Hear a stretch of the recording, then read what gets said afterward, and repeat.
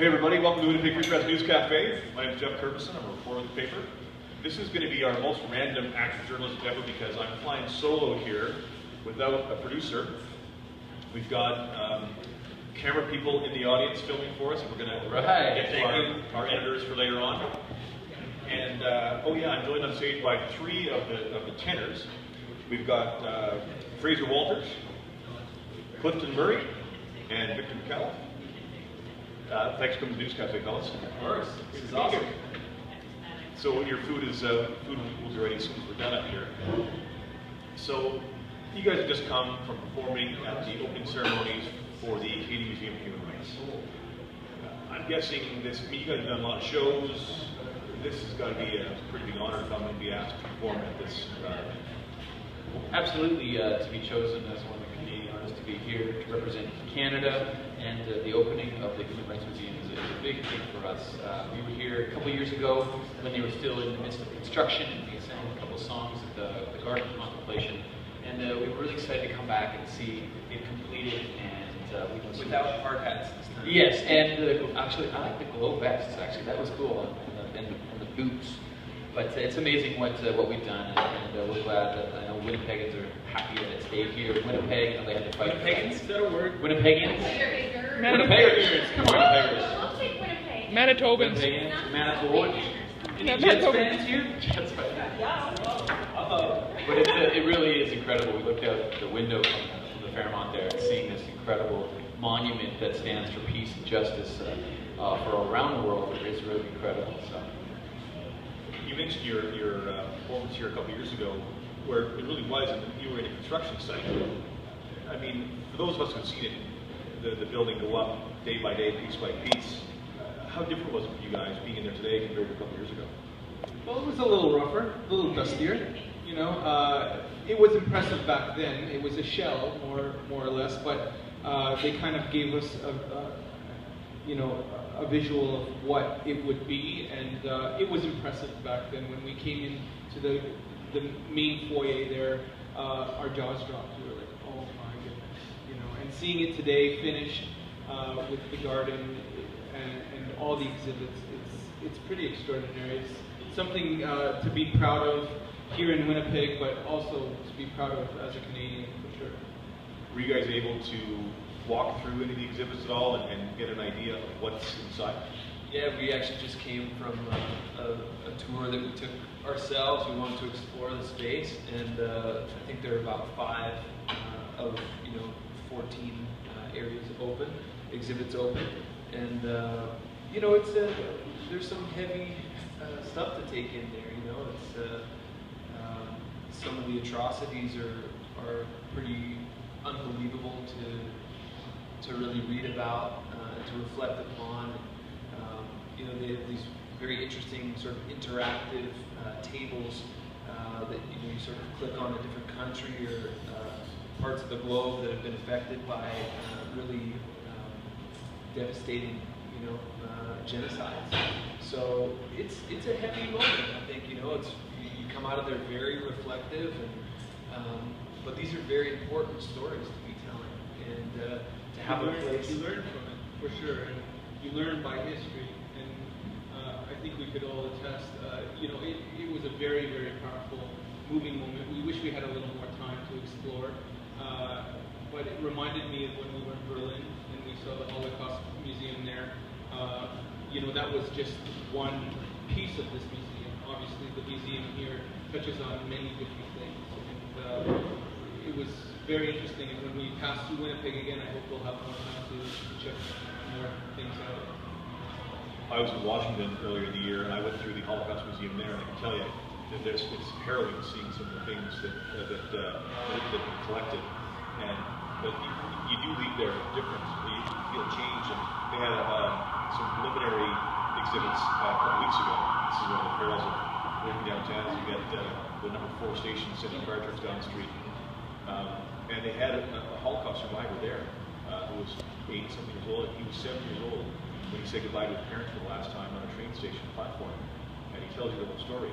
And there are many interviews that most reporters are pretty jaded and have done all this for a long time. It's tough doing an interview when you're trying to take notes with tears in your eyes because these are stories that you're just not used to hearing. And these are important stories to tell, and so history doesn't repeat itself, right? So, do you guys? I mean, you guys are singers, obviously, but do you consider yourselves, human rights crusaders or anything? Is this a big deal for you guys?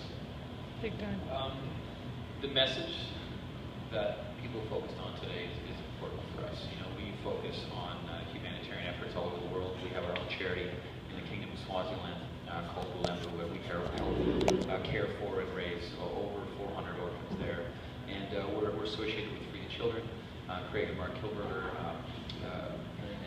and many other organizations. We feel blessed that we get to do what we do every day, to share our gifts and sing. But we also see the responsibility that comes with that, to do what we can to shine a light on issues that need attention. And this is certainly, human rights is one of the most important issues, because it affects everyone all over the world, and we have a lot of work to do moving forward to be one as a global community. And I'm just really proud that Canada stepped up to represent what's happened in the past, to talk about it, to have the conversation, so that we can move forward in a better way together. Well said. Now, you guys are in town. It's just a quick in and out for you guys, right? Yeah, we're heading to the airport after this, but we're glad that you guys made time for us, and that we were able to be here for such a momentous occasion, because it's an exciting day for Winnipeggers and Manitoba. and for Canadians. It really is. We're so proud to be here, honored, and we wear that sort of Canadian badge or that flag, when we go around the world. And Canada's a place that people really revere, and there's so much respect for it worldwide. And so we're just so proud to be representatives and share the story. If you were going to hang around in Winnipeg for the day, you've done the museum. Do you guys are you the kind of guys who go out and do karaoke somewhere? Absolutely not. Well, these guys might. It's one of my things. I hate karaoke. So do I. I can't stand karaoke. Because after he sings, no one wants to go after him. That's why. Well, you can't follow that. Well, there is a story actually why I was kind of scarred. I'm the youngest of 4 children, and I came a lot later. So my brothers and sisters are a lot older than I am. And as a kid, they used to pull me up on stage, and it was like, the monkey boy, here we go, and it was always traumatizing for me, so performing was like, oh no, here we go again. But if you were going to sing karaoke today, what would be your song? What would be your song? Are you reading off my If you list? had to, if you had to sing something, we all have to sing something. Is that what you said? Well, at the end, yeah. I'm curious. If you were Yeah. doing karaoke, what would you sing? I don't know. That wasn't my first choice, but Once upon a time I was falling in love. Either that or AC/DC, right? yeah, Hell's Bells. There you go. There you go. I would have thought mid-80s metal, maybe a mid-80s metal ballad. No, Total Eclipse? What's that? Total Eclipse of the Heart? Oh yeah. Come on, Vic. I couldn't understand what you said in your little puny voice. We had the Indigo Girls here last year, and they both said their guilty pleasure was Wham. All right. Yeah, absolutely, yeah. I used to in university. I used to go up and do the old jazz standard Fever, and that was my nickname in university. Everybody called me Fever in university. Hey, we never knew that. That's new. That is new news. We're taking that to heart. What about you guys? What would you guys sing if you're doing karaoke? Shot to the heart, you're to blame, darling. All right, that's great audience participation here. Love it.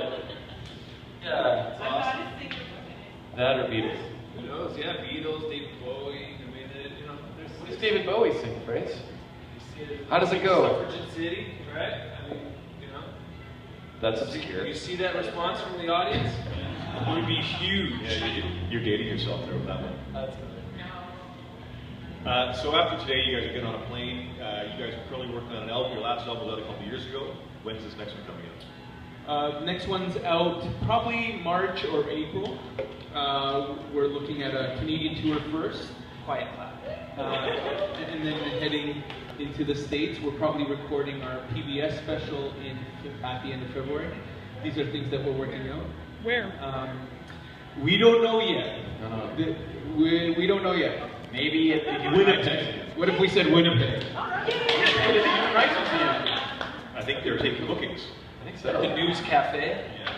So we're very excited about the new stuff that's coming. It stretches our boundaries even further than before. We still have the classics, but we're pushing more and more into certain pop songs. It's great. It's been such an adventure working with these producers. It's been a lot of fun. And you guys were saying to me before we got on stage here, you've got you can go to Mexico, you've got a bunch of other gigs, so you're going to be full schedule. Yeah, we're still fairly busy. We're working mostly in the studio. It's long days, but we do have some gigs peppered in there just to keep the lights on, as it were. But we're just so fortunate to do what we love to do for a living. We're sharing music. We have amazing fans. Thank you so much for being here. TFS. And we just feel incredibly supported. So we're going to do our best to create the best music that we know now, and look forward to sharing it with all of you. So speaking of sharing music, what we like to have at these, when we have artists here, is to take us out with a little something. So you guys can, like I said before, we have no trouble. Turn this other music off. We'll get to that in a second. Why don't you guys just have a quick chat about what you're going to sing? I'll turn off the Any requests? stuff. Make it easy. Maybe Shelter the Heart. This was made famous by Bon Jovi back in '87.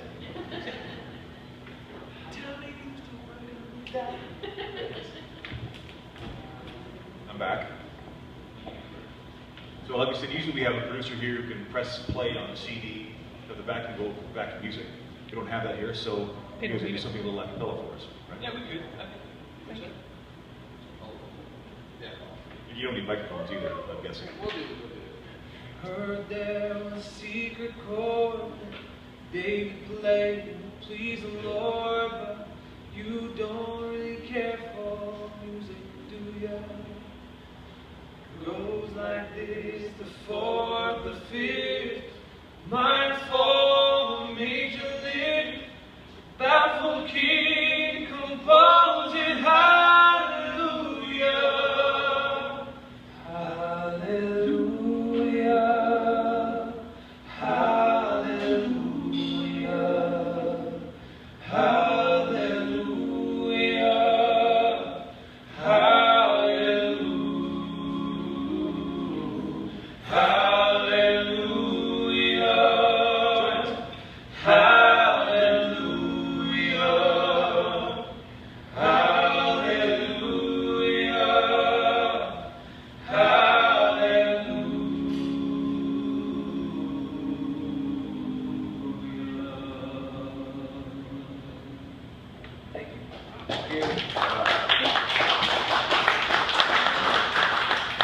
That's obviously one of the coolest songs of all time.